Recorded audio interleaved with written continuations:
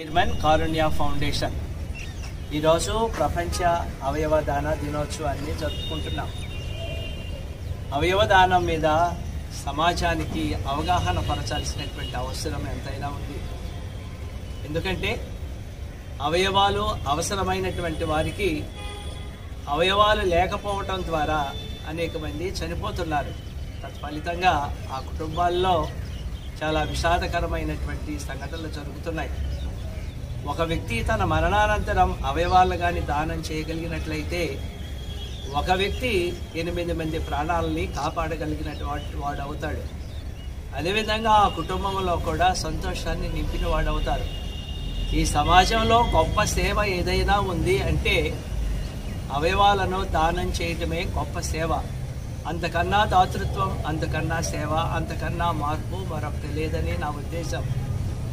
కాలేయాన్ని, గుండెను, కళ్ళును, కులోమాన్ని, పేగులను ఇలా 8 రకాలైనటువంటి అవయవాలను దానం చేయొచ్చు. దానం చేసేటువంటి వాళ్ళు కుటుంబ సభ్యులతో మాట్లాడుకుని దానం చేయడానికి అంగీకార పత్రాల మీద సంతకం చేసి సంబంధిత అధికారులకు ఇస్తే మరణానంతరం ఆ కుటుంబ సభ్యులు వారికి తెలియచేసి ఆ వ్యక్తిలో ఉన్నటువంటి అవయవాలను పనికొచ్చేటువంటి వాటిని తీసుకెళ్ళి మరొక వ్యక్తికి అమరుస్తారు. ఎక్కడ ఇచ్చినటువంటి వ్యక్తి సజీవంగా ఉంటాడు, అలాగే తీసుకున్నటువంటి వ్యక్తి సజీవంగా ఉంటాడు.